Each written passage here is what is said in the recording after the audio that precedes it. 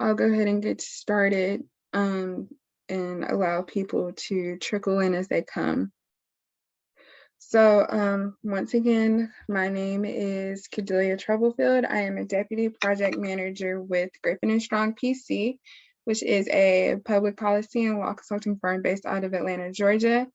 We have been contracted by the city of Greensboro to conduct a disparity study, basically to analyze the procedures, practices, and policies relative to minority, women, and disadvantaged owned businesses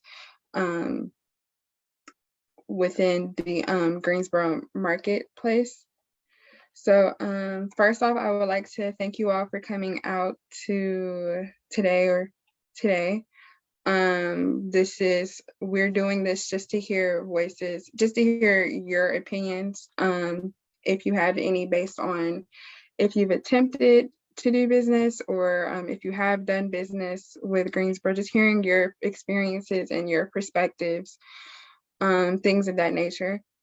Just to start off, I will do a brief presentation just to go over just to give you an overview of what disparity studies are and why we do conduct them,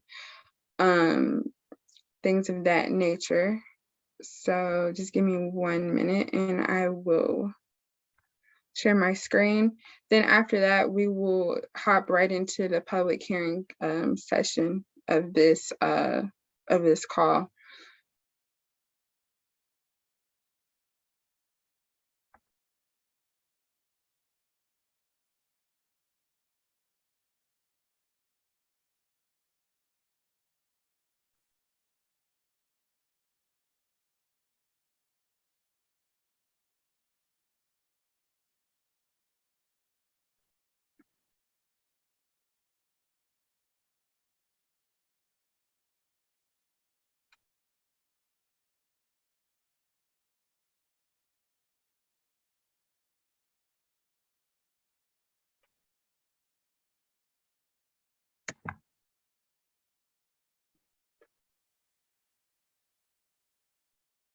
I'm sorry, there's people joining as I'm starting to present. Okay. So just a little brief information about Griffin and Strong PC. We, as I did state, we are a law and public policy consulting firm specializing in disparity research, contract compliance, program development, training, and supplier diversity consulting. We are the most qualified team within this industry, having 5 Juris Doctorates, 2 PhD economists, a PhD in anthropology, a PhD in public policy, and a PhD in social psychology, all who have expertise in doing disparity research. And also, no study conducted by Griffin and Strong PC has ever been challenged or overturned in court. So what is a disparity study? A disparity study, it is an objective research tool that determines whether there are disparities in a governmental agency's procurement activities with certain race, ethnic, and gender groups in the various industry categories. It further determines whether those disparities are statistically significant and likely caused by the race and gender status of firm owners. These studies measure disparities between the utilization and availability for race, gender, and ethnic groups. Disparity studies also utilize the acquisition of anecdotal evidence while examining current policy, procedures, and practices and a law review. The findings of the disparity study will result in recommendations by the study team to remedy any discrimination or disparities found. The recommendations, if accepted, are intended to be implemented as policy.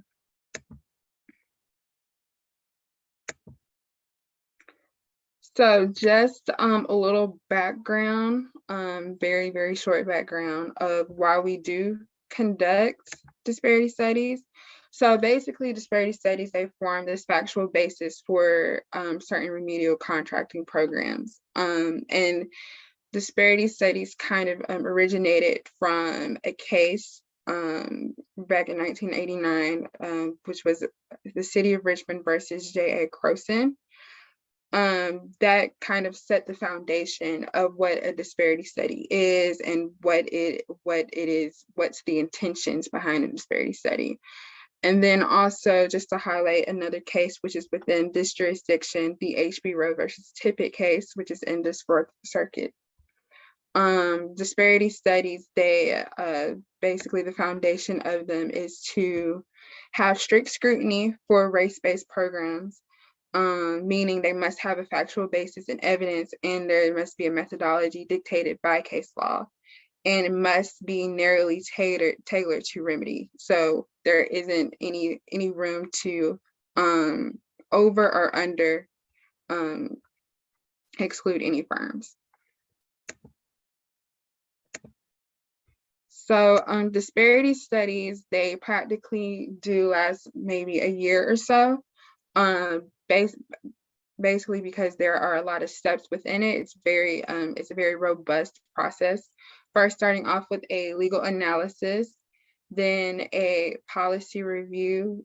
That's when we kind of interview city or county, whatever the governmental entity is, the staff, looking at their policies and their procedures, and looking to see if the staff actually do implement those actual procedures and practices.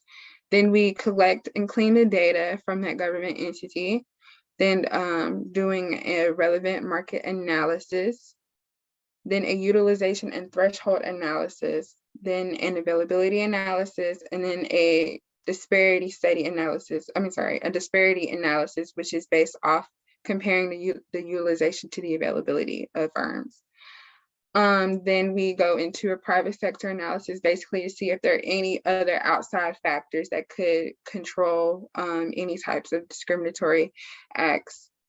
Then there is an anecdotal evidence collection and analysis, which is what you all are a part of today.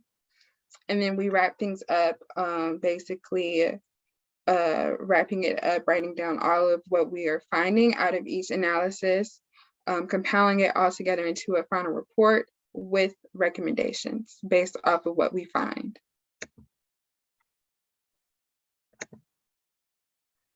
So I did mention about the anecdotal collection piece.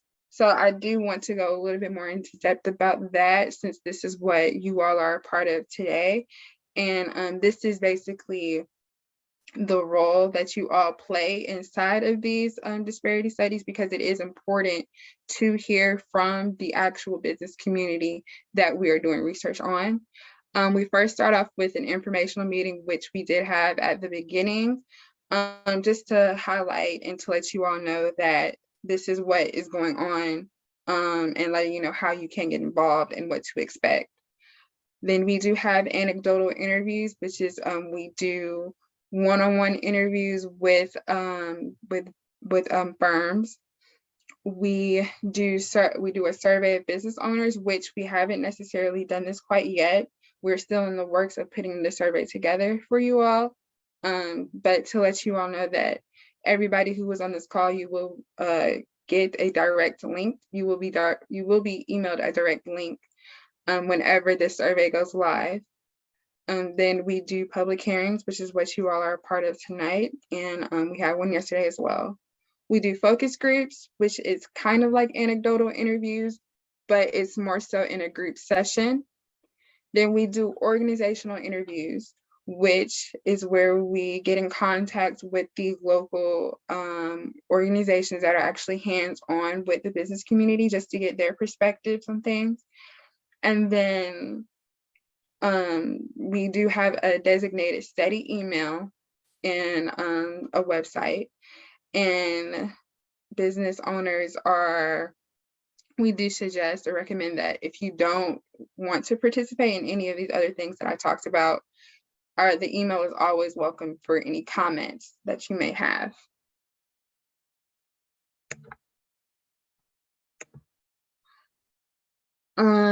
So this is the projected timeline. We did start between the summer and fall of last year.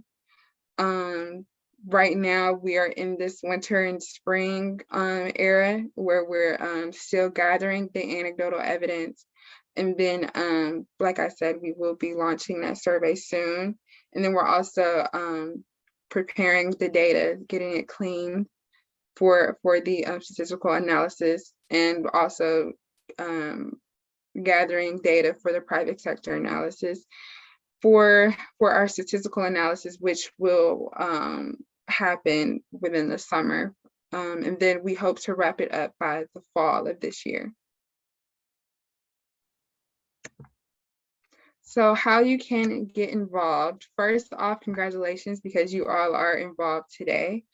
But other ways that you can get involved, which I did touch on a little bit, which is to complete that survey of business owners.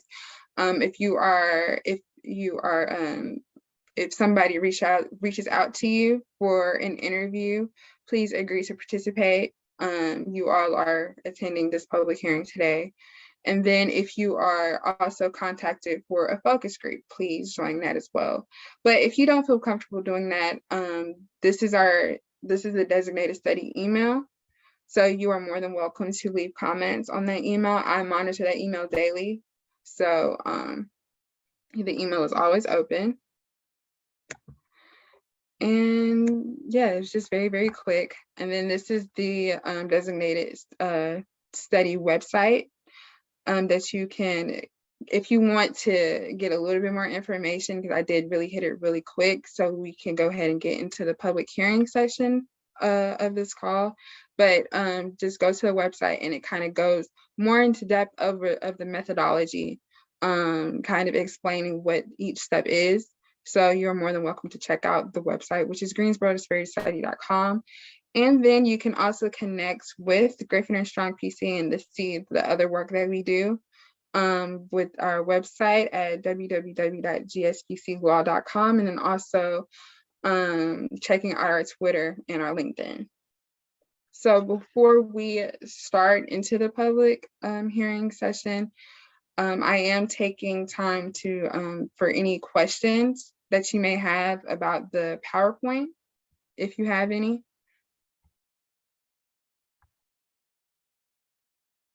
So if anybody has a question about what I just went over, now is the time, because after this portion, we're just going to hop in right into the public hearing session, and we're not going to have any time for questions about the PowerPoint that I just went through.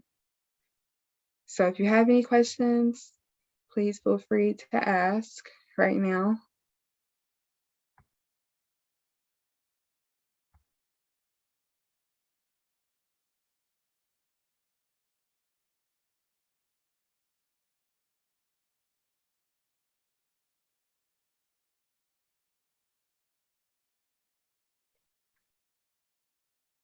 Alrighty, okay.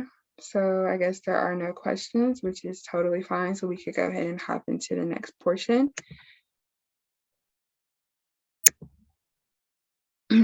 So to give you a brief overview of what this public hearing is, the purpose of this hearing is to hear candid testimony about your experiences, both positive and negative, either doing business or attempting to do business with the city of Greensboro.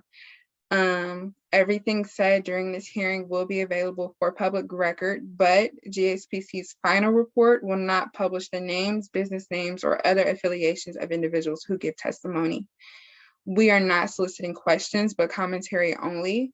Additionally, we will not be responding to questions or commentary other than to try to gain additional clarity to your comments. When providing comments, please begin by stating your name and business name clearly for the record before beginning your testimony. So just to put an emphasis on this public hearing is just solely just to hear your testimonies. I'm not asking any questions, anything of that nature. We just want to really hear your comments that you may have about attempting or doing business with the city of Greensboro. So I will stop sharing now. And we can go ahead and begin.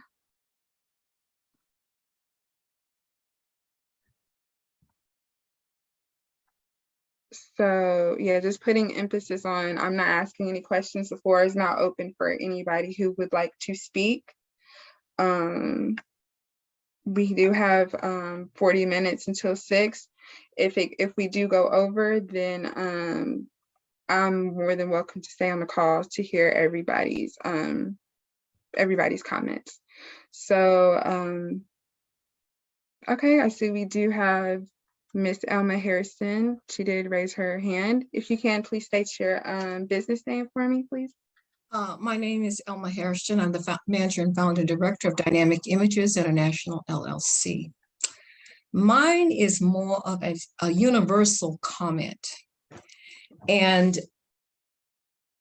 I do have an appreciation for the disparity studies, and it really shows that every time it shows that there's disparity, minority hiring isn't happening at the level that it should or could, but you develop policy, but apparently there's no will to execute that policy because it is not seemingly changing as it relates to the small business owner here in the Greensboro area. So, you know, I see this inclusion as an illusion because there's not policy that is creating the intent that these studies are actually being done for. And I don't know where we go from here. I don't know where we go from here. My company is a professional development company, professional services, customer service, professional development, leadership, and what have you. And I know for a fact that there's lots of customer service need out there because when you call companies, the customer service is pretty much not up to par, especially someone training in that area. But I would like to see this policy come to life with action behind the policy. And right now, I see no action behind the policy. And one thing I will say, I'm just going to say this, I attended the Toyota session today. Lots and lots of people there. Everybody had a statement about their commitment and a statement about their commitment to diversity. When I don't see upper management showing diversity, that simply says to me that diversity isn't happening. When you can't see it in upper management, when you can't see it in those that are making the decisions, you can't, and it's not happening. And that is what is happening around this city, this county. We're talking a good game, and there are people, the only people who are making money are the people who are administering programs. From ARPA funding, and I'm on my soapbox now, from ARPA funding to so-called small business lending that's supposed to happen for minority companies, even when you have A1 credit, it is not happening. And I want everyone on this call to know, and your recording to know, that it is not happening and something must be done, and something more than studies must be done. Because I know you all do an excellent job in what you do, but policy is not being executed for the reason in what you do.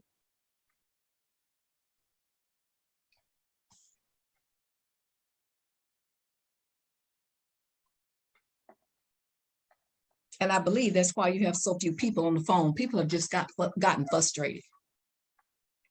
Minority business people have gotten frustrated, but I made it a point to be here to say exactly what I said. Thank you so much for your response. Yeah, they're on the call yesterday. Somebody did say something very similar. So yeah, we hear the frustration that's going on in Greensboro. So thank you so much for being here today. Is there anybody else? I do see that Damon Williams does have the chat. did respond in the chat. If you wanted to add on to your comments that you made in the chat.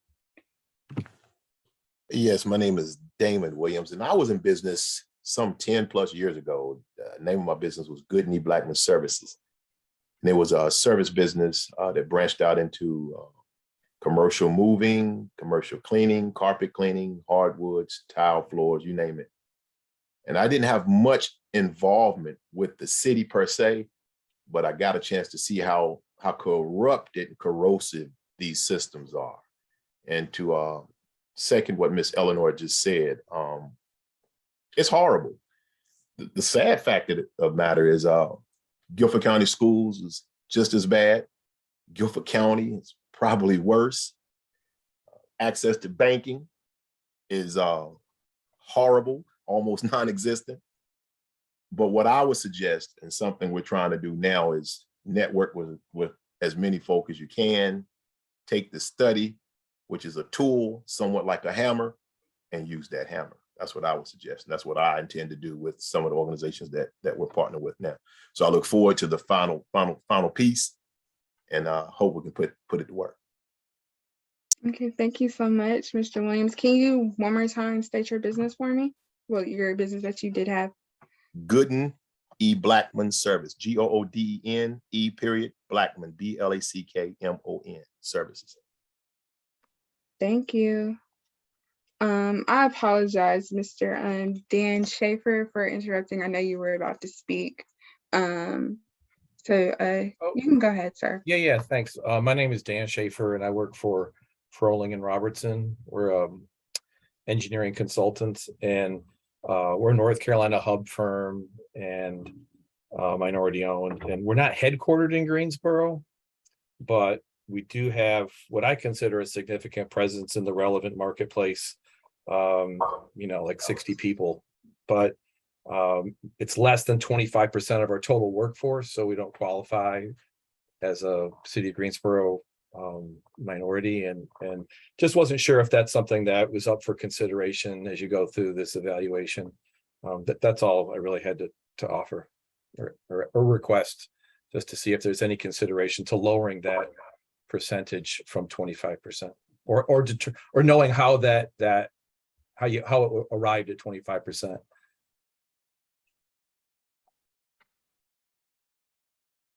Okay, you said lowering the 25% to, I'm sorry, I was listening and trying to write down at the same time.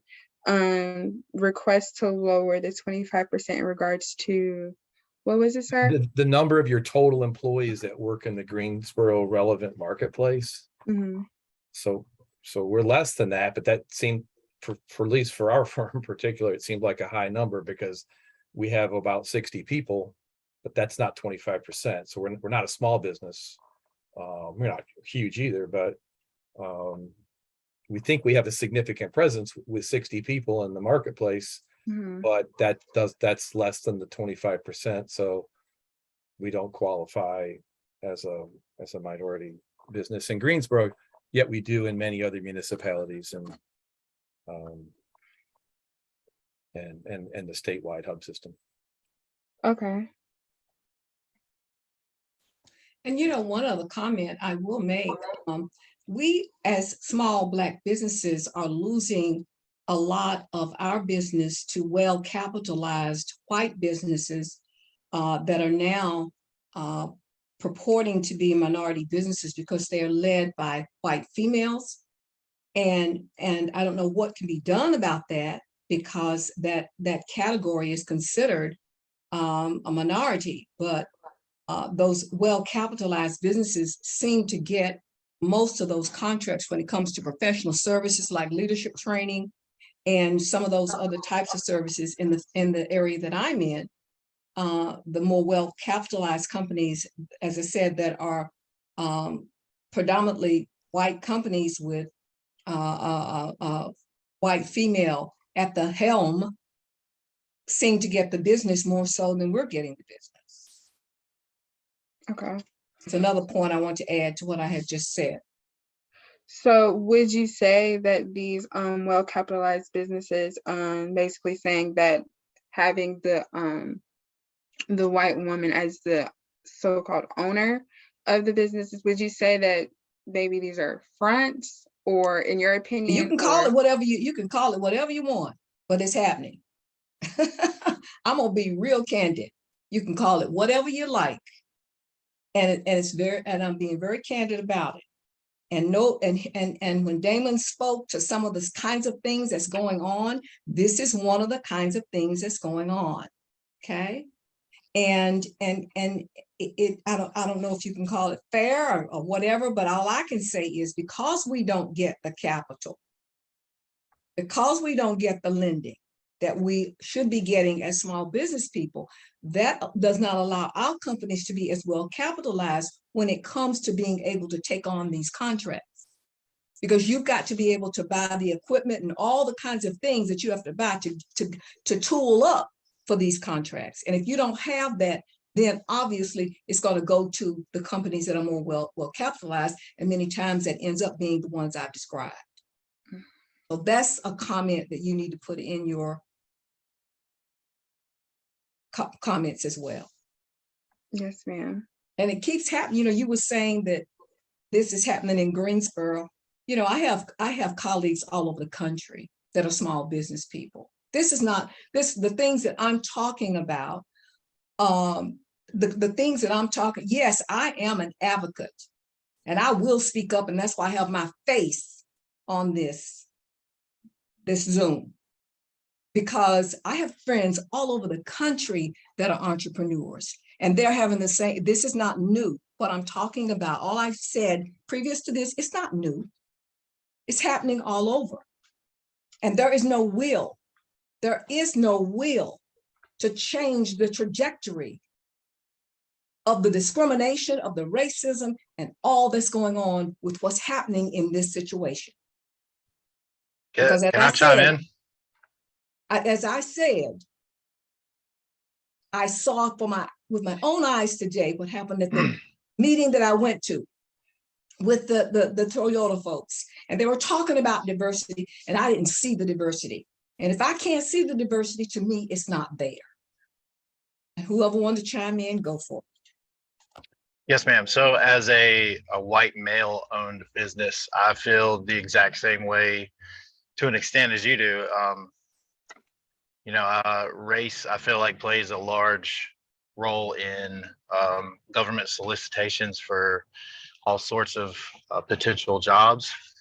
And I'm ineligible even to become a vendor for the city of Greensboro because I'm a white male specifically. So, you know, it goes both ways. I wish race was completely taken out of it. That would be fantastic, and just leave it to work ethic and ability per the bids expectations of whatever's trying to be solicited. Well, I'm glad race isn't taken out of it, because you got a 400-year start. And I'm 33 years old. I don't have a 400-year start. Oh, No, yeah, ma'am. you do. Let's not go there. I won't go there. This is not about that. But what I'm saying is you need race there, because somehow you've got to allow those who have been totally left out over time, totally left out. You gotta make up for that. But the system that you have now is not making up for that. Well, the system right now, I've been raised in poverty. I've been raised in homes where I could see the ground outside from inside my bedroom. So I understand growing up in poverty. I feel completely left out because I've been told to my face several times over the last 6 years of business that you're ineligible business or not, you can't do this. So, and just a few weeks ago. Now you know how it feels to go to banks and you black and you're turned down every time you go. Now you know how it feels when you go to Piedmont Business Capital, a small lender, and they don't call you back. They act like you don't exist. Yeah, I'm angry, and I'm going to say it. Mr. Jacob, this is Damon Wells speaking, and I empathize with you in as much that as a former veteran political action chair of the NAACP some 7 years ago, I was pulling this data relative to Greensboro, Guilford County, and Guilford County schools 7, 8 years ago. So even though someone's telling you you can't get access because you're a white male, I would suggest to you they're gaslighting you, because Black folks get less than 1.2% of access. White folks get all the money. Make no mistake about it. We get less than 1.8% now. And what happens is they got us under the belief that we're doing better, because our piece of the pot may go from 2 to 3 million a year to 6 million a year for the city, but the pot has increased from 280 million to 320 million. So Black folks, who are the majority of the population, really in Greensboro, definitely schools, are receiving less than 2% of the access. Less than 2% of the access when they're over 50% of the population. Please have them. Hold on, Mr. Williams. Councilmember Hightower. You can mute her, I think. Okay, yes, again, mute her. Okay. You can continue. I'm sorry about that, Mr. Williams. So when they tell you that they're gaslighting you, and that's how you stoke racism, because you'll believe Black folks have an unfair advantage, and they don't have any advantage. They use the language of MWB to say that Black folks getting access, but as Ms. Eleanor told you, and as this report's going to show you, we get nothing. Can't get loans, can never get lines of credit, never gotten lines of credit. No, we live in a world that doesn't exist for the rest of the people. That's facts. We live in a subset of systems and opportunities that doesn't exist. So if they're telling you can't get it because you're a white male, they're gaslighting you. Black folks get less than 2% of the access. We're the majority of the population in Greensboro. We're the majority of the population in Guilford County schools. Well, my question, well, it's several people, several sources, not just one. But my question would be, instead of the population, it would be the, I guess, statistics on Black-owned businesses, white-owned businesses, veteran-owned businesses, female-owned businesses, you know, whatever else owned businesses, and that would be the statistic, not just general population. So am I correct or wrong? Taking that into consideration, you would say that a population, let's say Detroit, Baltimore, Cleveland, where you see the majority Black population, see those towns are decimated. That's what you're speaking to. You're saying no. My question would be like, so if you got 80% Black, 15% white, and 5% Hispanic, just random numbers. If the majority of businesses owned by are in that specific area owned by white people or Hispanic people, I have no idea why the majority population wouldn't have the majority of the same, same percentage toward or extremely close to the same percentage of that race's owned business. And there's several factors that could come into play, and I don't know anyone in Detroit, so I couldn't speak on that. I've done a job there, but it honestly could come into so many different factors. It's not. I don't think. I mean, I'm not racist. I don't have a racist bone in my body, so I may be very naive saying this, but I don't think that race has anything to do with that, or shouldn't, rather. Jacob, I sure wish everybody was like you, man. If everybody was like you, we'd live in a better world. I wish everyone was like you, but sad to say, most people are not. And I have to agree with Damon, Mr. Williams. Everywhere you go, you see, I've lived all over the country, about 25. I've lived in 25 of the 50 states, not to mention all of the different. When I was in corporate America, I traveled all over the place. Understood. Every state I went to was the same story for Black people. Same story. And I come back home to North Carolina. When I was here, schools were integrated. North Carolina had one of the best education systems in the country. But look at where our education system is now. In 2011, when you had a predominantly white Senate, predominantly Republican Senate, House of Representatives and governor, they set up at night to shift the trajectory of the system to make sure that Black people would stay where they are or lower. And we haven't caught up yet. And then when I moved back home and I'm working in the school system, I'm volunteering a lot of time trying to help our kids, to lift our kids from how to dress, how to walk, how to act. I come back home and the schools are segregated. When I left, the schools were highly integrated. I come back home in 2014, 2015, and the schools are integrated again. And all the Black kids are in Title I poverty schools. Yeah, there is a problem. Ms. Troublefield, if I may, my name is Kay Brown, community advocate and organizer. Have a small business, but I do not do business with the city at this time. And one of the things that I would like to ground us in this moment is that though I empathize with Brother Jacob, there are known issues around racism and discrimination and all the ways that has come up. And it is incumbent upon yourself, if you're going to be in these spaces where these Black business owners are speaking their piece in their business, to have done a level of political education for yourself to understand that even though that may not be your fight as a white man, there is a level of responsibility that you hold if you're in these spaces having these conversations, to have come up to speed and be on point with understanding how we've made it here to this point. There are a lot of books and resources that you should ground yourself in that will help you understand what these Black business owners are speaking on and why this issue is of the utmost importance.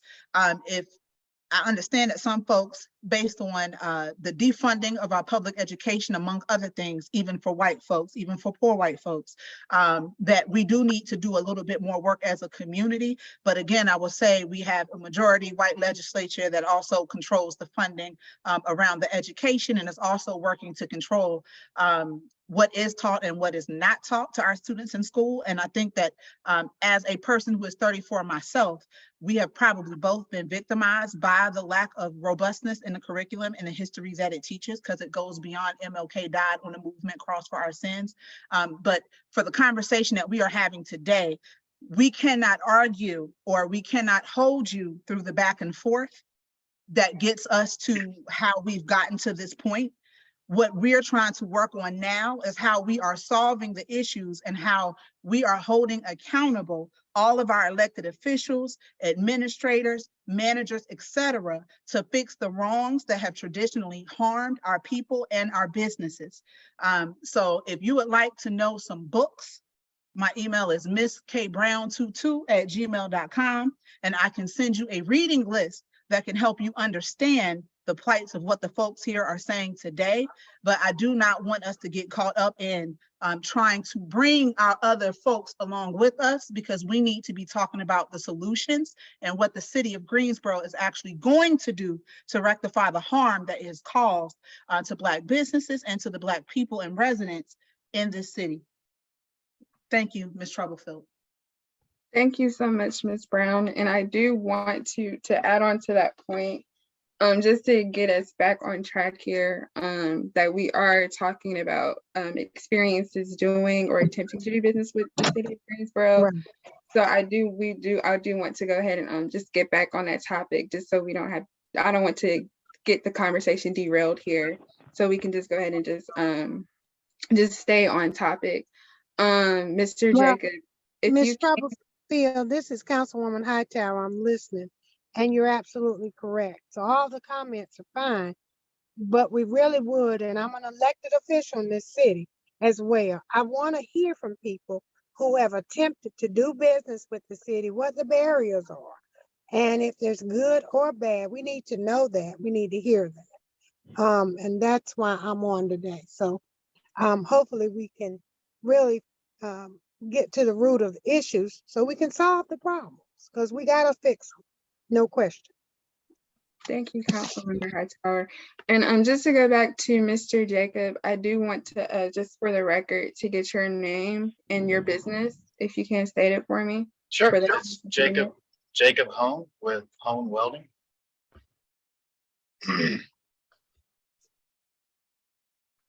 Okay, thank you so much. I did see earlier that Miss Eleanor Love did have her hand raised.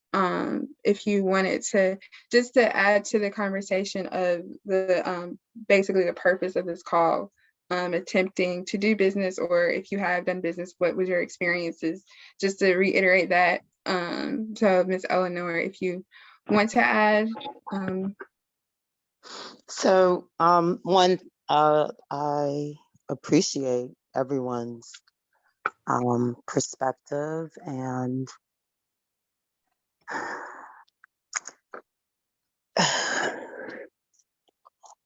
I think using the word concerns devalues it. I personally have attempted to do business with the city of Greensboro, and in my experience, I think the intake process, identifying as a minority business, speaking to different constituents with this for the city to kind of get you labeled and get you the support. I did not find that I had any issues doing that. Everyone, I guess, who is forward facing to the public, meaning dealing with myself as a business, non-issue. My challenge came in where I needed to meet certain prerequisites to even do business with the city. And so I think one of the prerequisites were having insurances. And so, depending on the nature of my work and what I do, which I'm a bespoke services, and so whatever the city may need that I feel like I have the capability or capacity to provide, I can, I will, and I do. And it was difficult acquiring insurance for my business.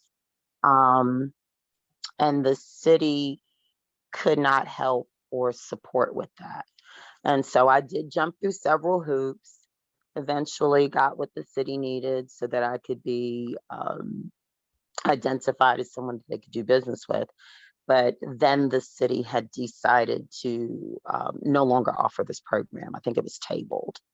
And so I had already spent a reasonable amount of money, a reasonable amount of time to identify based on whatever their requirements were.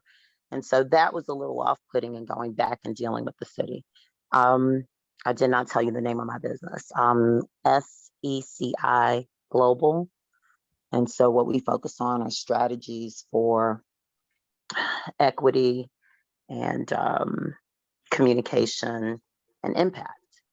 And so the very heart of my business is about messaging that is fair and equitable for all, male, female, Black, white, indigenous, etc. But I am a minority owner, and I don't, to echo some of the comments of Ms. Kay, Ms. Elma, and Mr. Williams, I can completely identify and see where there's just racism baked into the policies. And it is a little bit of an uphill battle for us as minority-owned businesses to receive any sort of capital infusion and support. And so what I would like to say to my fellow peers on this call, Jacob, especially you, Yes, ma'am. I do believe in partnerships. And so if you are not reaching out, I think everyone on this call cares and wants to be inclusive and wants to see a change, but that has to happen in a collective state. And what I mean by, or a collaborative state. And so I say to everyone on this call, if we are not coming together as businesses to say, okay, this is what the face of small business looks like. It looks like all of America.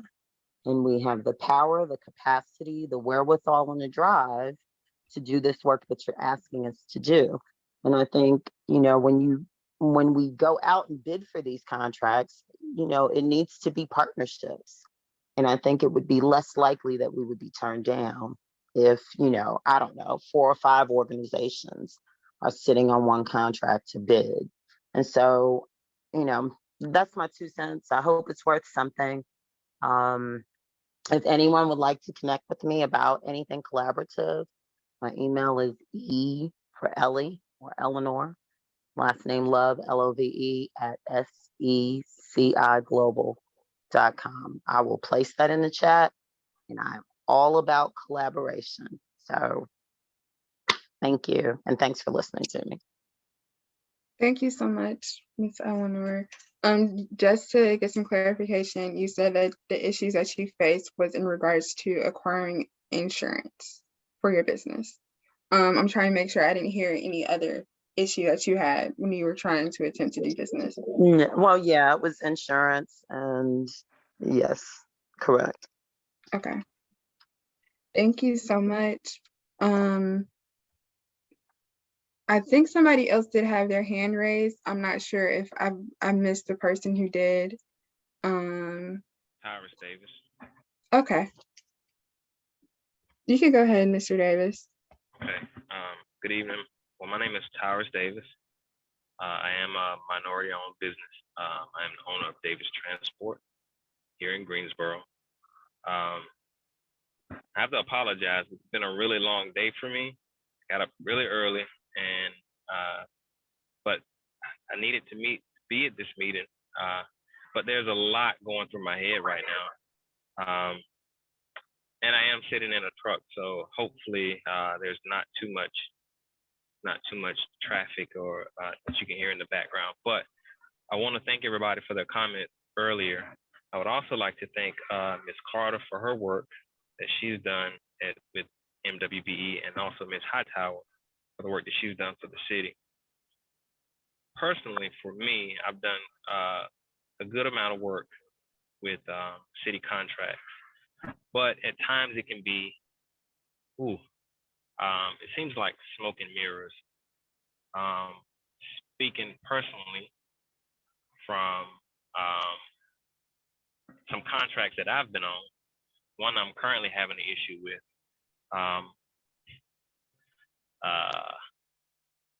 One of the things that was done to get the contract, I feel like I was used to make a prime look more inclusive to the city, so that they would actually get additional work. But when it came time to do the work that was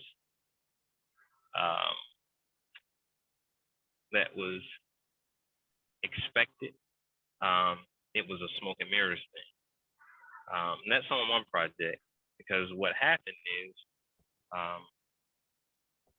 I was told that we would do a joint venture thing where I supply transportation, but then I also buy material. But when it was all said and done, I supplied the transportation, but I got no benefit of anything else on the project. First project, I was told that I was supposed to be accountable for $180,000 worth of hauling. And I noticed early on in the project that things weren't going exactly right. But when we got to the end of the project, I had accounted for about less than half, about $80,000 of $180,000. And when I made mention about it or brought it up, I was told that the plans had changed,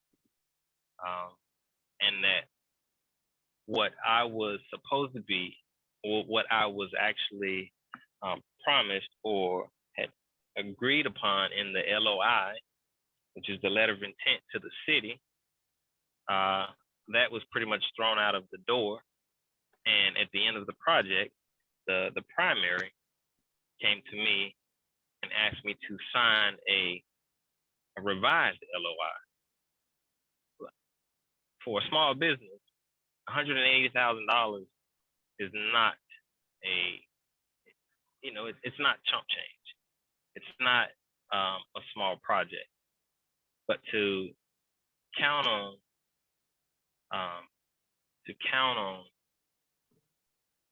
a contract and expect it to actually be enforced and executed, and then at the very last minute to be told, oh, more than half of what you were contracted to do, oh, that's no more, So that's why I say, to me, it feels like a smoke and mirrors thing, because when I actually contacted the MWBE office about it,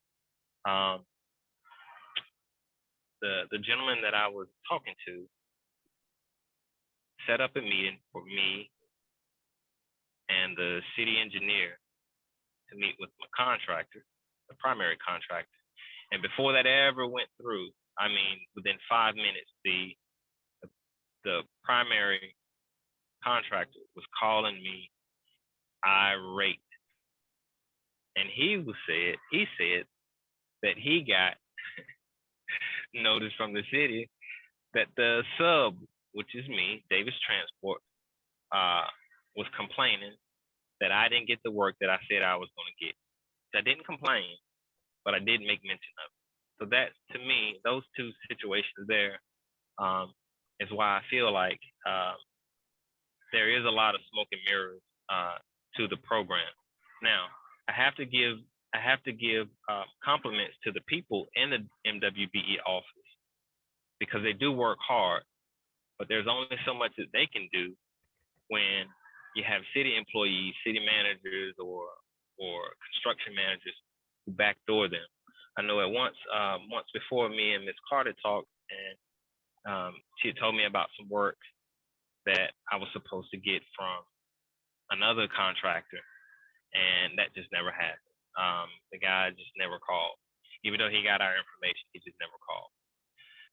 And then I also found it to be very frustrating to find out that if it's a promotion, I'm happy for them, but you get used to people in the MWBE office, only to find out 2 years later, or whatever the term later, that the people that can actually help you higher up in the system have been moved to another department.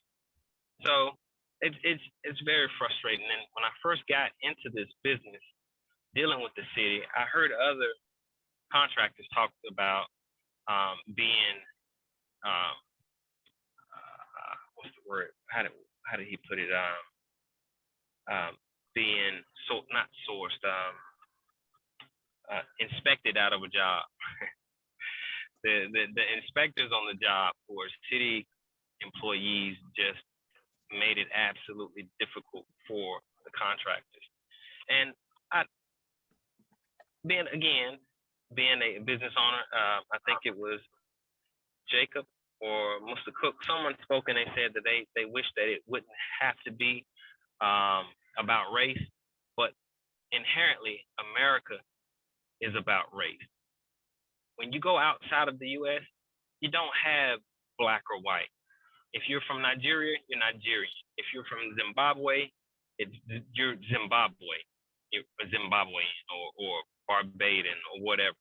So America has a system in place that does pit us against each other. But that's nothing that we can really do. We can't do anything about it right now, but just try to fix it. And I mean, I'm sorry that you feel like you've been left out, but honestly, like Miss Harrison said, we've been left out for 400 years. Especially in that situation where I called the city and said, hey, this $180,000 out of a $15 million project that I was supposed to get, I'm not even getting half of that. And then I find out that the project ended up paying like $17 million. So, I mean, I really don't understand how we are supposed to feel about a situation when you're just not getting the representation that you're supposed to get, and also dealing with Piedmont Business Capital. When it first came into Greensboro, it was called Greensboro Community Development Fund, and so that's changed. But I've dealt with them, and I didn't at the time. Mr. I forget his name. The director at the time, he came from Michigan. He was working on trying to help me get some funding, but that fell through. I never did get anything. So it's frustrating. The people in the office are great, but they're doing as much as they can. And it's frustrating dealing with the city. Because I remember when this thing first got started, some of the other elected officials, like Mr. Yao, who's not here anymore, I don't think, him and some of the other members were saying, oh no, the city's doing great. We don't need any disparity study. Yeah, we don't need that. They're doing excellent. Yeah, there is a need for it. And like we were, somebody, I think Harrison brought up, one of the largest trucking companies, and I'm just speaking specifically to trucking, one of the largest trucking companies in North Carolina is Hillco Transportation. Hillco was started by Gertie Long, who is a brother or one of the founding members of APC, which is a transportation company that did dump trucks and asphalt and all that stuff. But then they start Hillco under his wife's name and get them in the minority program. And then not only did they do that, there's Long Brothers, right? So the representation for us is not there. And everything that has been said so far has been correct.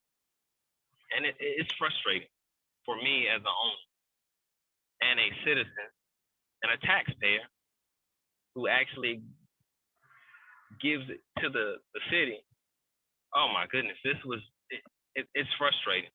And I'm trying not to bounce all over the place because I could talk for days on this program. But it's frustrating, and there's a lot there. And I'm trying to be as professional as possible because I don't want to go on a rant, but everything that everyone has said so far has been correct. So thank you for listening, and thank y'all for giving your comments. And then also thank you, Ms. Carter and Ms. Hightower, for your service so far.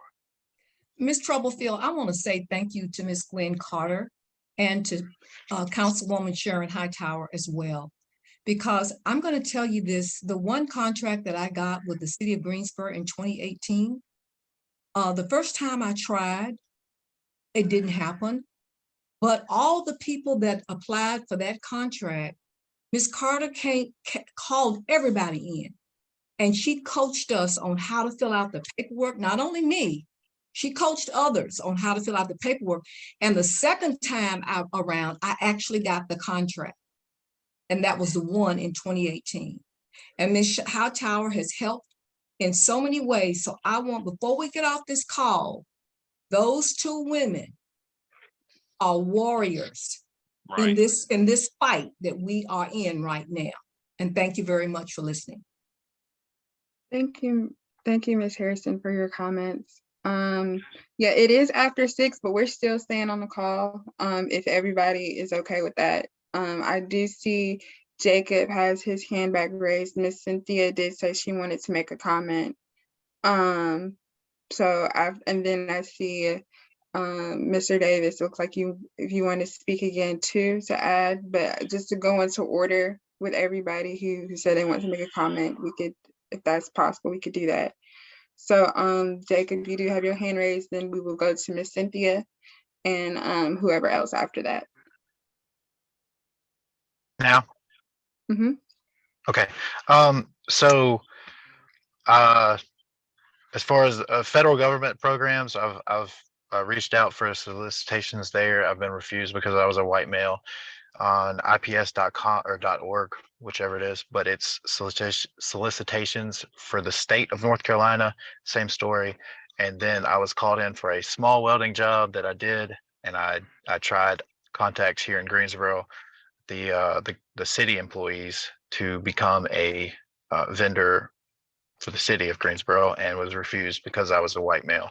So I think the idea of talking about race as far as business is absolutely disgusting. And I hate that it's even a part of this conversation for all of us, because it's very frustrating, right? But to my face, I've been refused because I was a white male, through email, through call. I don't get it. I don't know what I'm doing wrong, guys, but it's happening for me. It's happening for you. At the very least, Mr. Davis, you got the contract. I can't even become a vendor. Also, my mother and father are both truck drivers, so I hope you're safe and truck them easy, sir. But to speak specifically on topic, those are my personal experiences dealing with the city of Greensboro specifically. It's what I encountered.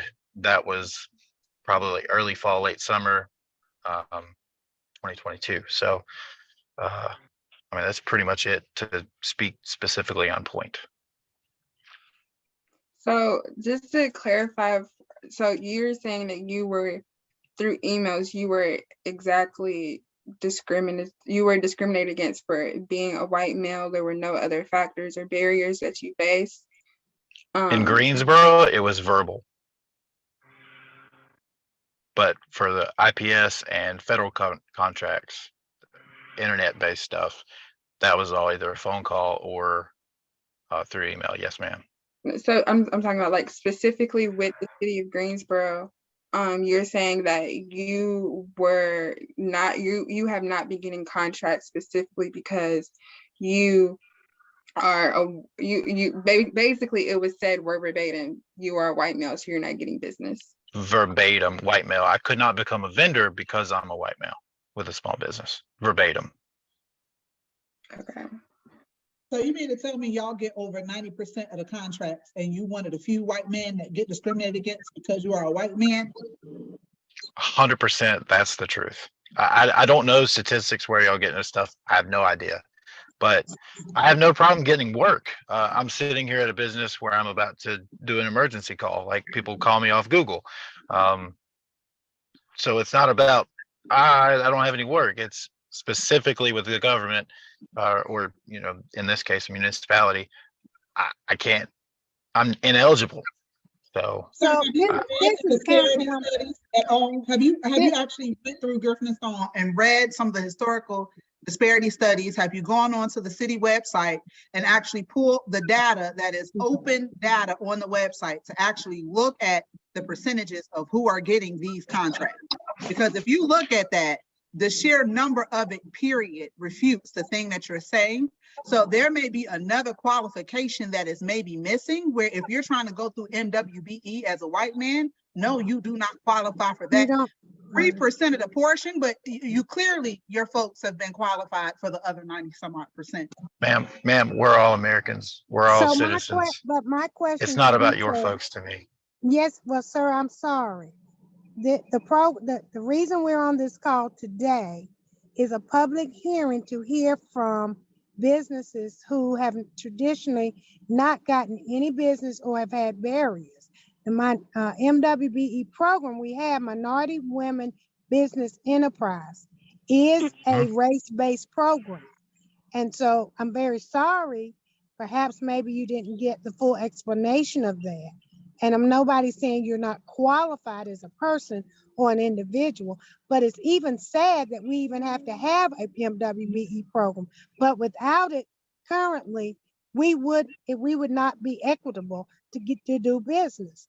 And that is why this program is designed the way it is and why we do the work that is done at the city of Greensboro. So I'm sorry that you feel that way, but MWBE is a race-based, race and gender program. I must have misunderstood the invitation. The email invitation? If you are a prime or we were looking to hear from, I think, minorities about it. But as far as getting in the program, that would not, you would not be eligible to get in the actual MWBE program because that Understood. you don't fit into that guideline. Certainly, we want to How hear. how do I You not know, fit into the guideline? you're not a minority or a woman, Because I'm a white male. That's exactly my point right there. but you're a Which majority of the race What population. level So of capacity, sir, what that's level of capacity has you coming on here today to argue with a group of minority business owners over the potentially 3% in a whole study, which means that the solutions to the issue isn't even there. The issue that you should be going up to talk to council about maybe is just the general things. Maybe you should go to a council meeting. Maybe you should advocate with your specific council person. But sir, you're taking up a lot of space where even in talking about the study, you're taking up a majority of the space on the meeting. And that is again, also I may expected of have a white man. I may have misunderstood the email, but I was invited because I had tried to get work with the city of Greensboro through email. I registered. I had no idea this was specifically for minorities. The email that I read didn't say anything about that. I've had Majority trouble white. becoming a vendor. So the Pardon me. purpose of this public hearing is to hear about businesses in general, if they've had any barriers, specifically, like if there's not even any barriers, but any positive or negative feedback about the city of Greensboro in terms of getting bids, solicitations, things of that nature. So if you're saying that you have had some type of like if you've had an experience saying that you have not gotten contracts or anything like that, you have had certain barriers, then yes, you can be on this call. But you know, it's Okay. the yeah, that's just the purpose of this call. But yes, and the purpose of this disparity study is solely to look at the policies, procedures, what have you, relative to the minority, women, disadvantaged owned businesses. But your comments are still welcome if you have any feedback in Okay. general Well, with doing business. with that being said, I apologize if I'm, taking up space here, but I've had trouble becoming a vendor for Greensboro. I've been refused because I was a white guy. I've done business with High Point and Kernersville as well, but specifically Greensboro, which again, the email invited me to. I've had trouble, and I thought that this was a welcoming space and I mean, it sounds like it is to, convey that to everyone. I mean, I wish it wasn't the way it is, apparently. I certainly don't see skin color. It's just, based on deeds. But it's the world we live in. Let's fight our fight, same as our ancestors, all of them have done. And hopefully moving forward, it's just based on competition and what your business can bring to the table for whatever needs are being solicited. I would love, again, like the original lady was talking about, if it was just based on the competition, that would be fantastic. And nobody was racist and that wasn't here, that would be phenomenal, right? So I mean, that's where I stand. That's my heart on it. What So the Ms. policies say and other people's hearts, I can't speak on that. So Ms. Troublefield, this is Gwen Carter, and I am a City of Greensboro employee. And I've been listening to Mr. Jacobs, and I know that I'm not really supposed to speak in this at this meeting, but I would like to share with Mr. Jacobs, no one at the city should have denied you an opportunity because of your race. That's number one. And there are ways, perhaps you have just not visited the right department. You would like to take my name and telephone number, I'll be happy Yes, to ma'am. give it to you. And I will direct you to the departments that purchase the services that you are goods. I wasn't clear about your business, but I would be happy to get you to the right departments and to the right people that you should talk to. But no one at the city should be denying you an opportunity because the city, that's just not our policies. So let me apologize on behalf of the city. I'm Gwen Carter. If you would put your information in the chat box, I will follow up with you tomorrow. Thank you. Thank you, Ms. Troublefield. Thank you, You, Ms. s- Thank you thank said you, you'd Mr. give me your White, for number? saying that. No, if you would give me, if you will put your number in the chat box, or if you can give me your number somehow or another, we could get the numbers to each other. Then I will follow up with you tomorrow and make sure that you are in touch with the right people in the right department for the services that you want to sell to the city. Understood. Is there a way that I can do that privately? Yes, just it's Gwen Carter. Click on my name and send that information to me privately. Yes, Ms. ma'am. Carter, Ms. Carter, if he touches the screen and hit more and go to chat, when you go to chat, there's a drop down that you can send a message directly to Ms. Carter, but not to everyone. Ah, Directly to Ms. nice. Carter. And she's right. Thank you, sir. You're in the wrong. You're just MWBE. You're just in the wrong category. See, the email didn't say anything about that, Mr. Davis. The info. Yeah, this event is for all businesses who have faced some type of disadvantage in doing, but we just want to hear everybody's experience, if they've had attempted or, you know, attempted, or if they have, we just want to hear experiences so we could, you know, for the comments for this disparity study. So not saying like you were welcome here, Jacob. So, you know, but I'm not feeling like that. Thank you, though. I have to jump in. Jacob, I hear you and I get it, but I'm going to go backwards because I also do federal contracting. You are in the wrong room. Sorry to say that. And we do need to kind of move on and let all of the minority businesses in the room speak. But disadvantaged businesses or disadvantaged business enterprises are businesses that socially and economically have been barred, removed, blocked, whatever word you want to insert there. And typically that happens in minority spaces and women-owned businesses and veteran-owned businesses. So if you're not a minority, woman-owned, or veteran-owned business, then you would not be conceived as a disadvantaged business enterprise. And so there are federal statutes or standards as to what that requirement looks like. And it does sound like you are potentially in the wrong room. So I apologize, but yeah, we need to move on. Okay, did the host not just say I was welcome here? She did. And I agree, you could be, but this is not the space for you. How is it not? I've specifically faced racism from a Greensboro employee. Sir, who's the employee? I don't have his name right off, but I do have his business card. I So would rather we not go into that today. yeah, so can we We need to deviate away from that. Mr. Jacob, again, you are welcome to stay in this space. You're welcome to share your concerns.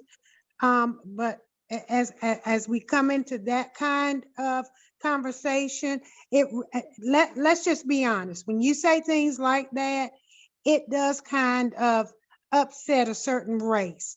And so then we tend to get off and get into another conversation. What we really want to do with this hearing and others that we may have is hear from our public about doing business with the city of Greensboro. You've shared with us, you've got some, you know, weren't able to do business. Ms. Carter's going to address that and look at it, because you should be a vendor. If you provide a service, then you should certainly be a vendor. And there's ways to do that. You know, whether it's on our own call, our purchasing, our procurement department, or, you know, get on the construction, you know, part of that. So there are ways to do that, and we can explore that, but I would rather we not go into that thank you. other discussion.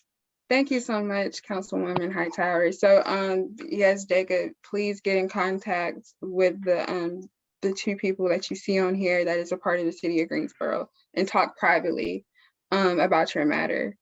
Yes, just so ma'am. we could have more time for everybody else to comment. Understood. I do know that Miss Cynthia, you were next. If you still are there, you want to comment, the floor is now yours.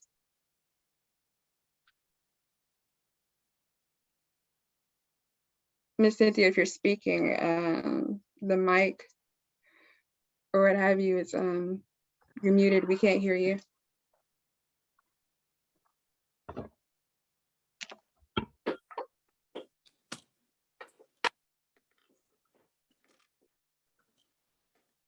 Miss Cynthia, you're muted again. Maybe I'm trying to unmute your mic again.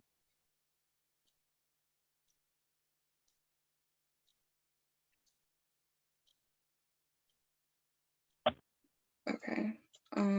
I don't hear any audio from you. I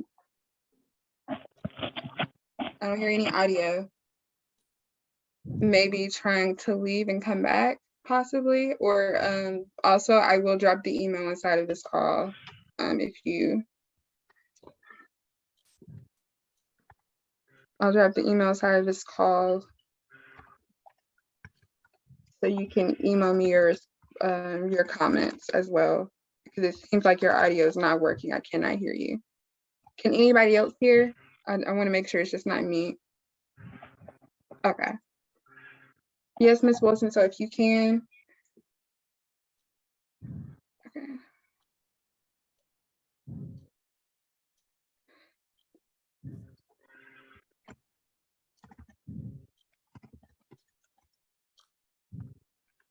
Okay, I just dropped the email inside of the chat, so you can you're more than welcome to email me your concerns, Ms. Wilson, because I cannot hear your audio. Okay, and then I do have a direct message from someone, Miss Sandra White. I'm trying to unmute your call, unmute you. There you go. I think I might be unmuted. Can you hear me? Yes, ma'am. So good evening, everyone. First of all, I want to echo the sentiments that the community has conveyed as it relates to the work of Ms. Carter and Ms. Hightower. We certainly appreciate all of their hard work and all of their efforts to make sure that there is equity in the way that these contracts are distributed. But it's not just enough to make sure that we are able to compete and are awarded contracts, because as the gentleman who talks about smoke and mirrors expressed, something can always happen after that contract award. And that's been my personal experience, okay? A few years ago, when I was awarded a contract, or I was notified of contract award pending, where the prime relied on a commitment to my company to meet a part of the contract goal, to meet a part of those requirements. They identified and listed my company, J.W. Wright & Associates, as a part of their bid package to the city, and their inclusion of our firm was a primary factor in the city of Greensboro awarding that contract to them. The prime then presented us with a subcontract that was so grossly one-sided that the slightest misstep could have potentially put us out of business. We made very diligent effort to negotiate more equitable contract terms with them, but the prime absolutely refused. I came before City Council twice. I met with the then city attorney, who was Tom Carruthers, met with the then assistant city manager, who was David Parrish at the time, had telephone conversations and email exchanges with the city attorney's office, and I made it known the prime's efforts to intimidate and harass and force us into signing an onerous subcontract, and being very careful to stress that no MWBE firm should ever feel forced to walk away from a city project. But then the decision for us would ultimately come to that. It was either walk away or put our business at jeopardy. So our contract was then terminated. And I say that it was terminated because of convenience, okay, because they didn't want to participate in good faith negotiations with us. So interestingly enough, some months down the road, I received an email And that email came from the project manager of the company who the prime replaced us with at the time, at that time. And during that exchange, I learned that the firm who replaced us was a non-MBE firm who was given very different contract terms than what we were being presented with, including not even requiring a bond of that firm. So I have asked ever since then, and it's been, I know it's been 5 years, for the city to please address subcontract language so that MWBEs are not pushed off of contracts that utilize city dollars, okay, are not pushed off of contracts that utilize public funding. I have followed up on that commitment 3 times because, again, David Parrish was the assistant city manager at that time. And I still have a recording from the council meeting where Councilwoman Hightower asked him to do something about it. And he made a commitment in 2016 that he would make steps to address subcontract language. And to this day, I put it in front of Mr. Parrish when he was assistant city manager, when he was city manager, and I put it in front of those who have come after him, even the city attorney, even Kim Sowell. And to this day, nothing has been done about contract language, about subcontract language. And so that's just one of the ways that they get to manipulate the program plan. They get to give the appearance of participating. They get to give the appearance of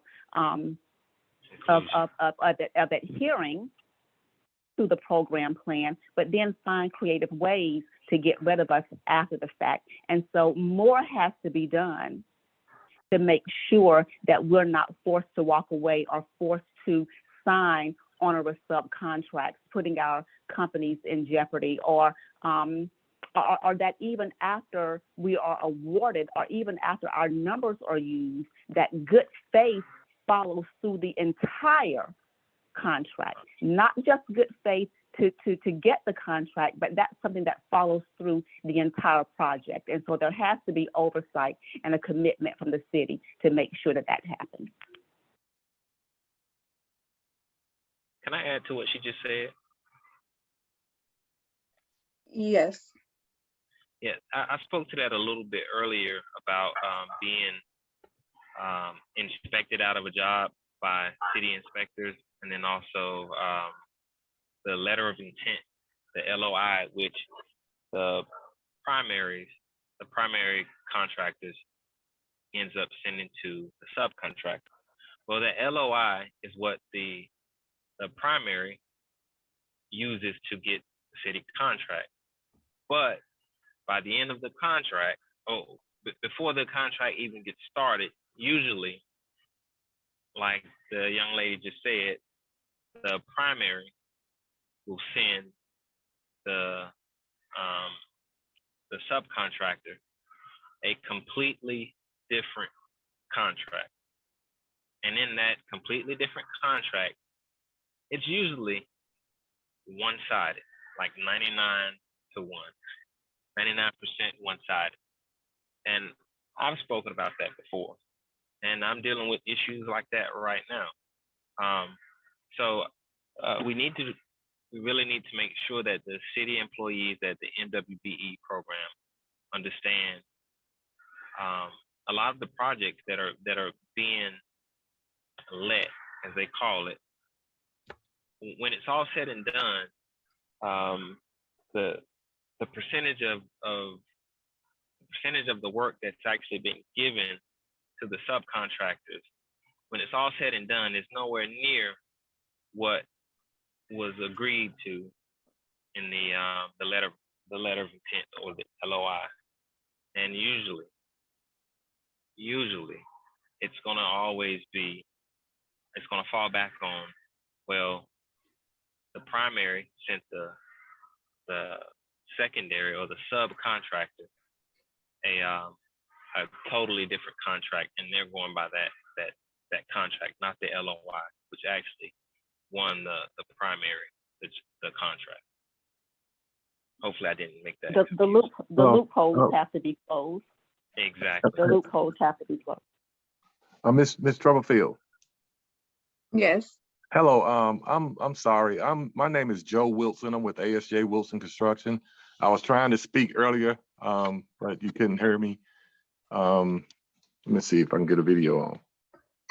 Okay. I'm here with Cynthia, and I would like to echo also the efforts and the work that Ms. Carter and Ms. Hightower has done to help the city's MWB program. We are a general contractor, and the program, I understand a lot of the things that were put in place from previous disparity study, and it has helped out a lot with subcontractors. But what I would like to see, we're one of maybe two minority general contractors that even bid work for the city on hard bids. The CM at risk projects, of course, they give those to the majority contractors, but the hard bids is our company and one other company. And I am not 100% sure when we are successful with a project, if that is 100% minority that the city gets credit for. But in the past, we have had over $2 million worth of work taken from us because we weren't able to get the W portion of the MWBE requirements. And what has happened is, to God be the glory, our company has grown a little bit. So we are the prime, but we've found ourselves we're primes with majority companies that have a lot more resources than we do. So when we have to meet the same goal, we're held to the same standards as they are on bidding projects as a general contractor, as a prime contractor. And so I'm not sure exactly what the city can do to help out with that, if we are being counted as 100% for winning that project anyway. But we have had issues getting, most of the time it's the W side for whatever reason. Sometimes the W will bid to other GCs and not send us a number. But that's one thing that I would like to see the city address. And the other thing is what can be done. There's a lot of initiatives and programs for newer businesses that are starting with the city of Greensboro, which is great. We're one of the companies, and Ms. Carter can vouch for this, that have received an award for soliciting and working with minority companies. So that's one of the things that we do, is try to work with as many as we can. But what can be done with the companies that are a little further along to help them become the prime contractors that maybe have an opportunity to be a CM at risk that can really control where a lot more of the diversity spending is taking place. So I just wanted to get that in there. The program, again, I do want to say that coming from working our way up from a subcontractor, Ms. Carter helped us get our first contract with the city just by holding the general contractor to the standard of, hey, they sent you a bid that you need to try to use them. So so it has worked, but there is some things that we could do to make it better, and that's all I wanted to get across. Thank you so much, Mr. Wilson. I think I missed your business name. It's ASJ Wilson Construction. Okay, thank you so much. And then Miss Sandra White, I don't believe I got your business as well. J.W. Wright and Associates.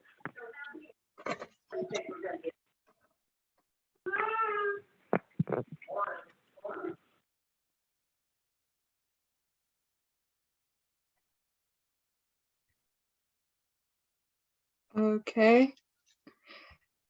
All right, so we have been on this call 30 minutes over the time, it's totally fine. I believe we've had great discussion on this call, very great discussion on this call that needed to be had. At this time, I do want to wrap it up since we are over time. Are there any more final comments that anyone would like to add?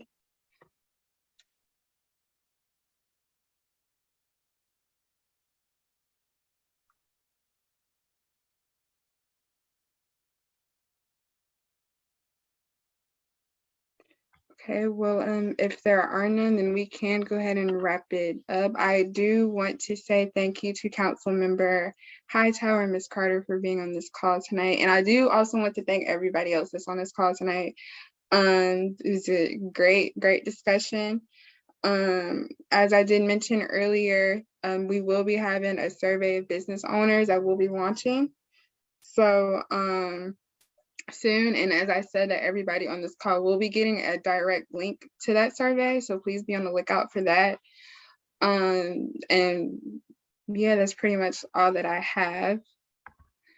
Hold on, I'm getting chat messages as we speak.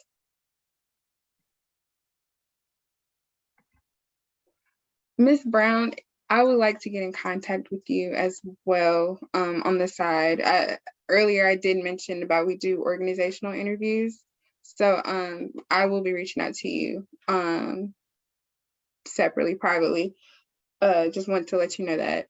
But yes, so if that's all that anybody else has for tonight, then yeah, we could go ahead and wrap it up. Thank you everybody for being on this call tonight. Please, one more, I'm gonna drop the website in the group chat as well.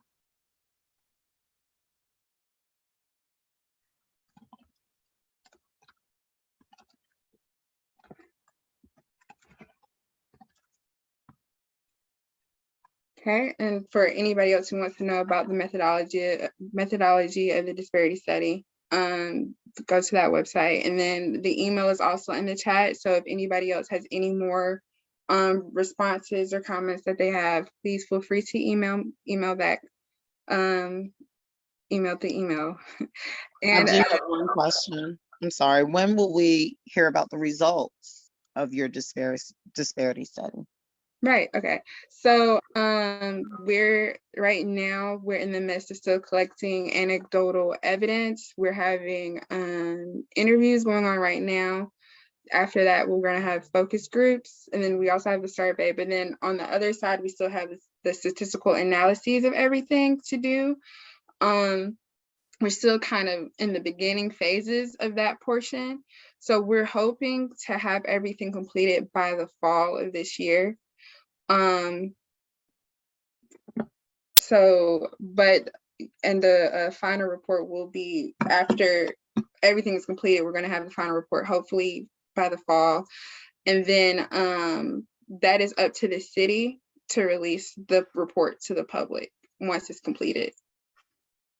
To answer your question, I hope that helped. So the city has control over whether we hear about the results or not? Yes, because we're contracted by the city. So and the report is by the city. So more than likely, usually reports do go public, like they do release them to the public, but like it's up to the city. Eleanor, the city does, we have access to that information, so just sit tight. When it comes out, you'll have access. And I will say, I'm Becky Phillips, and I'm actually on the advisory committee for the city. So I've been listening. I talked yesterday at the hearing yesterday, but yes, the city does release. In fact, if you want to look at the recommendations and information from the last disparity study, I think it's actually on the website, on the city's website now. It is. And I will recommend that if the whole thing is out there, if you just read the executive summary, that's like 40 or 50 pages. That gives a really clear idea of what they're looking at. And, if you want to skip over the statistics part, that's fine. But then like the recommendations and the the things that they thought the office was doing, the city was doing well. There's a few of those, and then all the recommendations of things that we wanted to see happen in the last 5 years, a number of which have not been completed yet. Thank you. Wow, and thank you, Ms. Hairston, Ms. Phillips, and Ms. Hightower. Yes, so just to reiterate, yeah, the last study is public on the website, but yeah, if you want to go ahead and check it out, the executive summary does have like the findings and the recommendations from the last study on there to give you like a clear view of what will be in the study when it's released this year, whenever the city does release it. So yeah, that does conclude everything. Well, let me just say this in the spirit of transparency, this is Ms. Hightower. All results will be released once the report is done, but it needs to be done first, reviewed and for its content, and see what amendments need to happen to our plan, what recommendations come from Griffin and Strong after they've looked at the data and determined where we met goals, where we didn't meet goals, how we can increase that.